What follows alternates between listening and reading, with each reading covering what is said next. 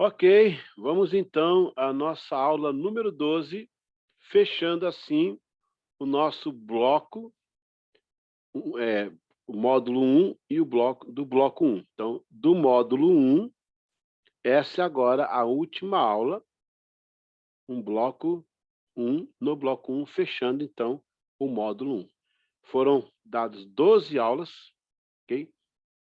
E agora estamos fechando aí este módulo da introdução à teologia. O próximo módulo vai ser bibliografia. Aliás, bibliologia, na verdade, bibliologia, nosso próximo módulo, dentro do bloco 1. Bloco 1, módulo 1 foi dado, agora vai vir o módulo 2. Essa agora é a aula final do módulo 1, do bloco 1, a aula 12ª, ok? E nós vamos continuar no assunto da introdução à teologia. Eu quero salientar que as aulas que você está recebendo, elas vão voltar com mais propriedade. Nosso ensino visa primeiro dar uma base, e daí começa a construir o edifício. Até você chegar no último ano bem informado, de forma maravilhosa e com propriedade de excelência. Vamos compartilhar aqui o screen. Vamos buscar aqui a aula 12. Aqui, aula 12, as conclusivas. Vamos lá, deixa eu voltar aqui, para ter certeza que entrou. Aí está a aula 12, né, que são as conclusivas da nossa matéria. Parabéns, você chegou no final aí, ó, na aula 12, né? E não tem prova hoje não, tá? Não tem prova hoje não. Vamos tentar aumentar mais um pouquinho, para ficar mais tranquilo isso aqui. Muito bem. Conclusivas, divisões da teologia, parte 3. Ok? Vamos lá, então. A teologia espiritual. A teologia espiritual se ocupa basicamente no crescimento espiritual do fiel, ou seja, sua dedicação devocional, percepção do mundo espiritual, sensibilidade à santidade e o objetivo nesta direção. Esta teologia ensina que o fato de decidir aproximar-se de Deus não torna a pessoa santa, e sim atinge seu objetivo de convidar Deus a santificar a vida através da obra do Espírito Santo. Esta teologia se aproxima do que John Wesley ensinava a respeito da perfeição cristã, ou inteira santificação, onde ele cria que, sim, é possível o ser humano desenvolver uma disciplina plena espiritual que atinja picos de abstinência ao pecado. Isto não torna a pessoa santa, não lhe garante santidade, e nem vida sem pecabilidade. A pessoa continua com um senso de pecaminosidade em sua natureza primata, porém, o senso de decisão, não obstante a natureza, o torna uma pessoa esforçada em se manter limpo, justo e obediente. Para o emprego deste princípio está implicitamente relacionados a prioridade da Bíblia e o equilíbrio da razão de se fazer coisas coerentes, a tradição que nos mantém fiéis ao legado e à experiência que estamos fazendo. Então, aí você vê a Bíblia, a razão, a tradição e a experiência, que é um quadrilátero wesleyano elencado por Robert Outlet, no século XX. A teologia espiritual se ocupa basicamente no crescimento espiritual do fiel. Pois é, a teologia espiritual, ela oferece à pessoa esse crescimento espiritual, trabalhando em áreas devocionais da vida dela. Teve uma igreja no estado de Goiás que promoveu uma noite de uma peça toda baseada na mentira. Tinha a máquina da mentira, então as pessoas vinham, falavam mentira e a máquina balançava. Ora, a Bíblia diz para não mentir nem por brincadeira, né? Porque o mentiroso é filho do diabo. A teologia espiritual trabalha para corrigir esse tipo de coisa na igreja, porque ela vai dar uma proposta de devocional, de aproximação de Deus. Olha, aquela parte de Tiago, né? Que ele fala assim, Achegai-vos a Deus, e ele chegará a vós. Aquilo é uma parte de teologia espiritual.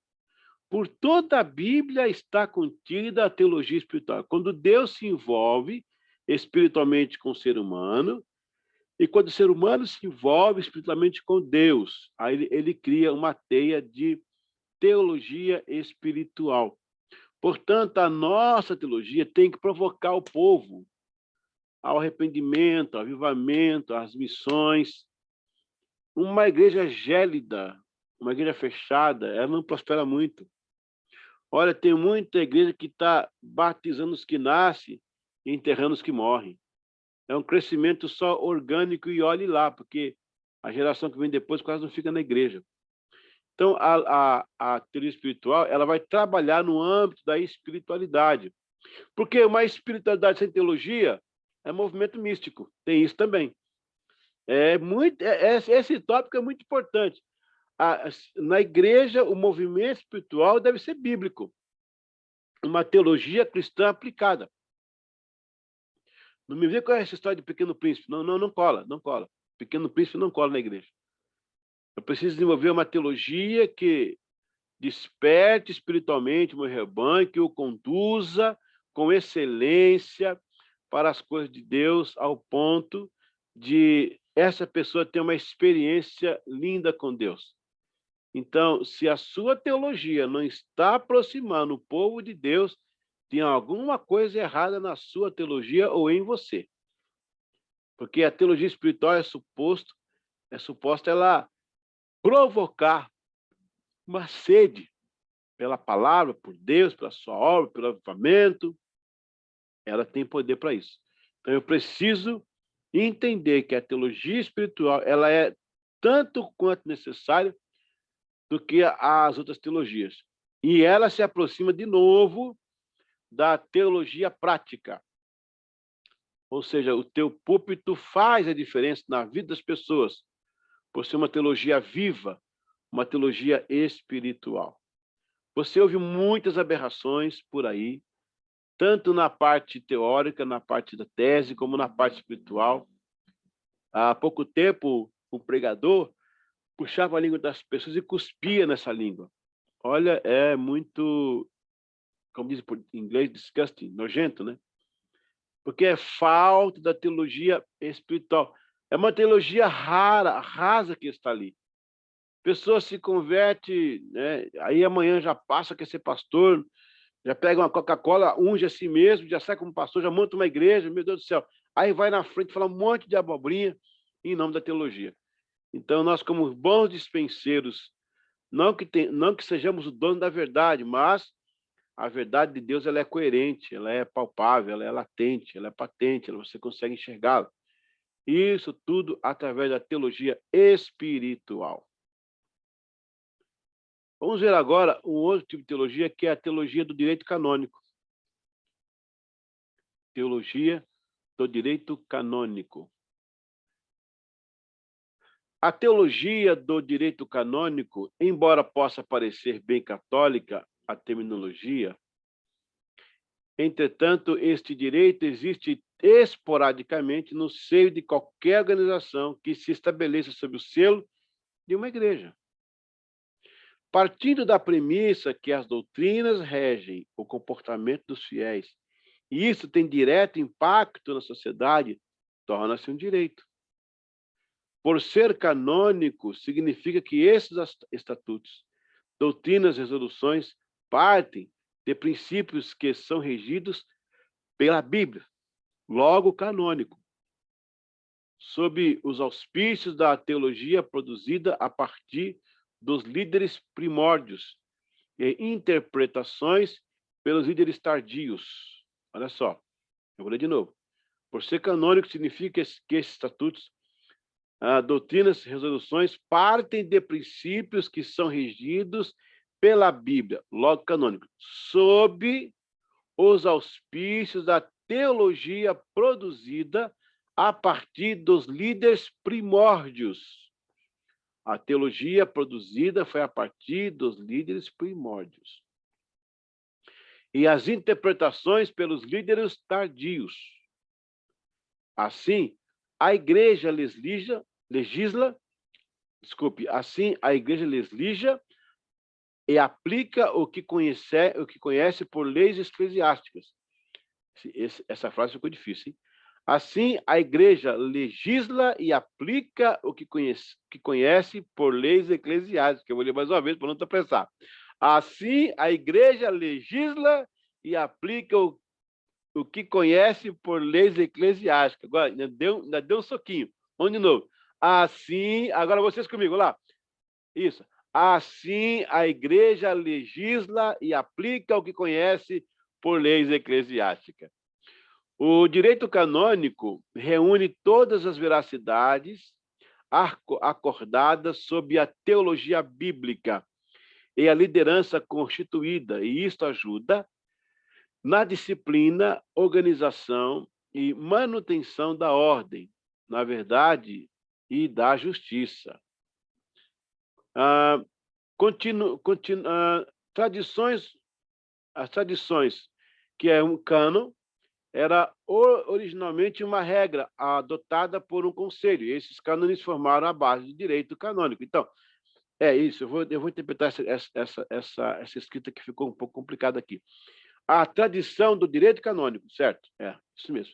Era a interpretação de volumes que eram tidos como sagrados, separados por aqueles que regiam. Eu não vou tratar agora do cânon, porque nós vamos ter lá na frente uma aula especial sobre isso, que é o próximo bloco, é bibliologia, tá? A gente vai falar sobre o direito canônico, como ele foi constituído, como ele foi realizado, quem participou, as datas, tanto o cânon do antigo, como o cânon do novo.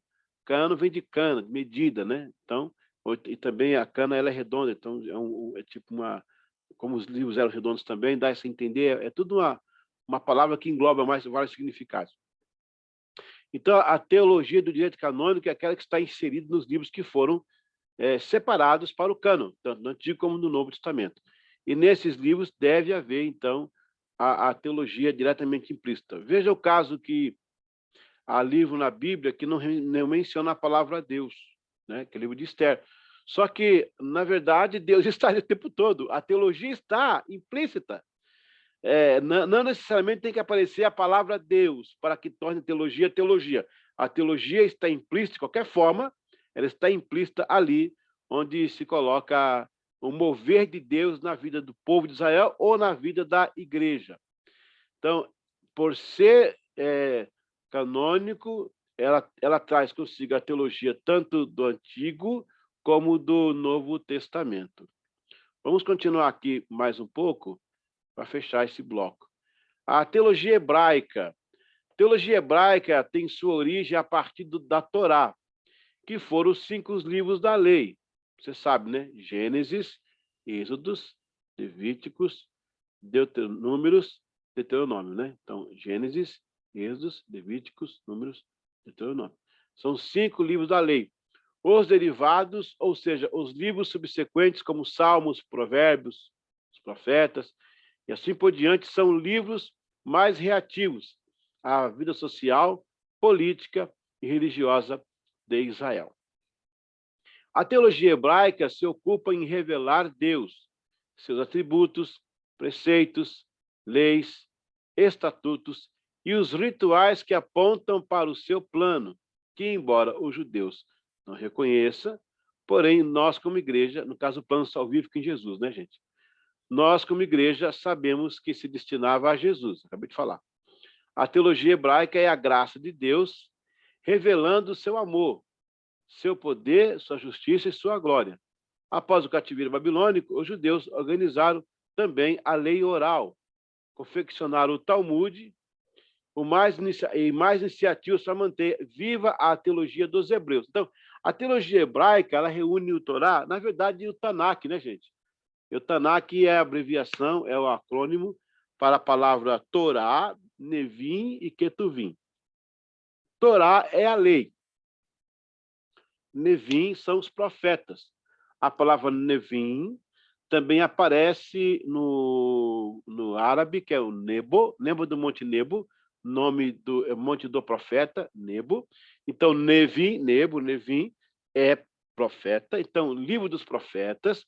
Aí tem os profetas maiores, os profetas menores. Depois vem o Ketuvim, que são os escritos. Aí vai ter a parte poética, a parte histórica. Então, são os livros que compõem ali o cânon do Antigo Testamento. Mas também a teologia hebraica ela vai por outros canais, como o Mishnah, o Gamarra, o Talmud, os livros da edição da Grande Sinagoga. Entra aí também a Cabala. No nosso caso, não aceitamos como Cabala fosse algo revelado e para ser usado. Até porque a teologia hebraica possui também algumas nuances. Tem umas coisas interessantes, até meio perigosas na teologia hebraica. Por exemplo, tem um ramo da teologia hebraica que diz que a Eva não foi a primeira mulher de Adão. Teve uma mulher antes chamada Lilith, que a serpente que falou com Eva era Lilith. Eles contam que... Isso é coisa de mitologia hebreia, né? Tem que respeitar, né? Aqui não vai nenhuma crítica, mas eu vou só passar para você ficar atento, né? Embora não seja nossa linha de pensamento. Mas eles contam que Deus havia criado homem e mulher. Tem até um versículo, né, bíblico lá que fala que Deus criou macho e fêmea. Depois lá embaixo diz, Adão fala, agora essa é, a outra não. Agora, então eles pegam mais ou menos isso aí. Que Deus que tenha criado o homem e mulher, e de igual modo, nada de costela, criou os dois. E no ato sexual, no coito, a mulher queria vir por cima do homem, e então o homem não que aceitou, ela se revoltou, ela voou e encontrou com os demônios, aí voltou como serpente. Aí encontrou Eva no jardim, tentou Eva, enganou Eva e aconteceu o pecado. Isso é uma história, não é bem assim, tem mais detalhes, estou contando por alto, que a teologia hebraica conta. E outras coisas também, como a questão da gematria, né? Gematria, associação de cada letra a um número, mas a gente pode entender de uma forma, mas eles têm a metodologia de numerologia, aí pende para o lado esotérico, místico, que não é o nosso caso aqui. Mas a teologia hebraica ela é forte, enquanto ela está presa à sua ortodoxia, baseada aí na Torá, as leis que Deus deu, e os escritos dos profetas e dos salmos, provérbios e outros livros históricos que a gente tem aí na Bíblia hebraica. Agora, a teologia contemporânea. Essa teologia é bem recente, visto que é evocada a partir do século XX. O teólogo Karl Barth, 1886 a 1968, enfatiza uma análise sob a lente de Romanos e procura responder às novas tendências evangélicas.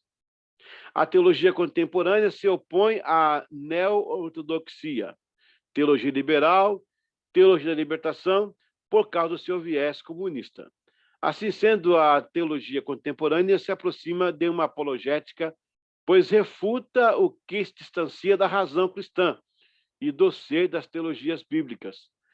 Na verdade, essa teologia salvou o mundo de um caos teológico, né? Porque algumas partes da teologia foram para o lado liberal, o pensamento alemão trouxe um grande prejuízo. Olha, embora na Alemanha tenha nascido tanta coisa boa, né, gente?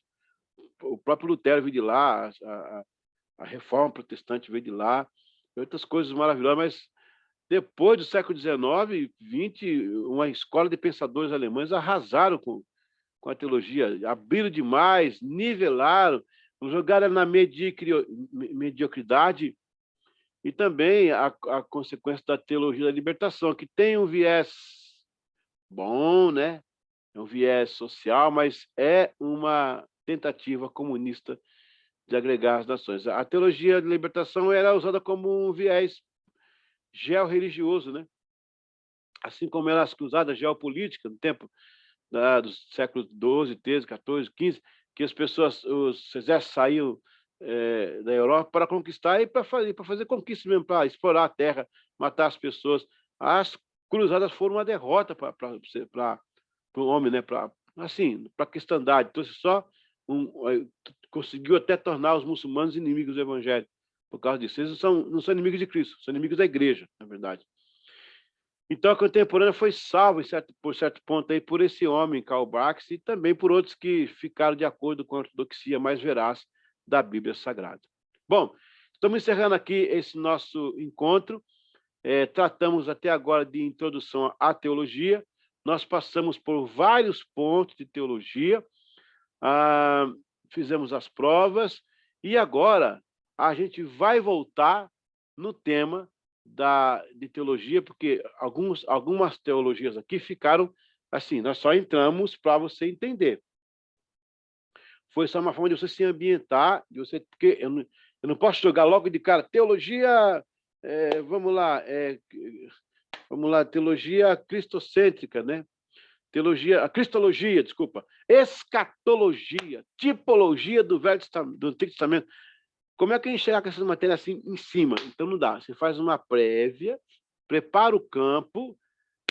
Nós fizemos um módulo com 12 lições, filé mignon, de introdução à teologia. A gente vai voltar com mais propriedade, explicando alguns segmentos interessantes da teologia. Isso vai ajudar você a entender a nossa metodologia. Por favor, não esqueça de fazer o resumo. A cada aula você tem a prova e você tem o resumo.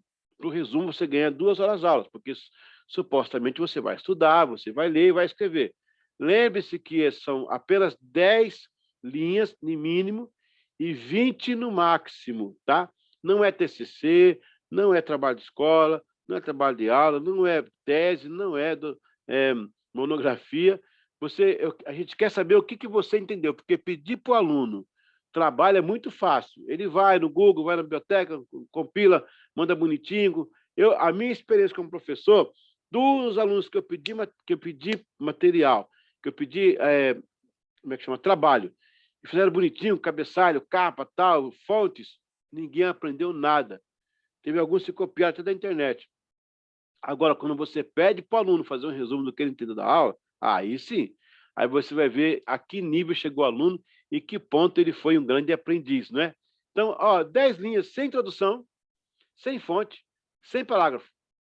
Pega aí o computador, abre 10 linhas no mínimo, máximo 20, e fala daquela lição. O que você entendeu, o que você achou. Pode repetir algumas coisas que está lá. Você vai ler, né? Para você falar, para você ganhar esse ponto, tá bom? E cada prova que você fez, teve 4 questões. Cada questão valia 0,25, 2 questões meio ponto, 3 questões 0,75, 4 questões 1 ponto. Se foi 10 provas, 10 pontos, você conseguiu a nota 10, a nota máxima para você passar adiante, ok? Muito obrigado. A gente volta agora no bloco 1, no módulo 2, que vai ser Bibliologia. Eu espero você lá. Um abraço aqui do professor Eliseu Gomes. Até!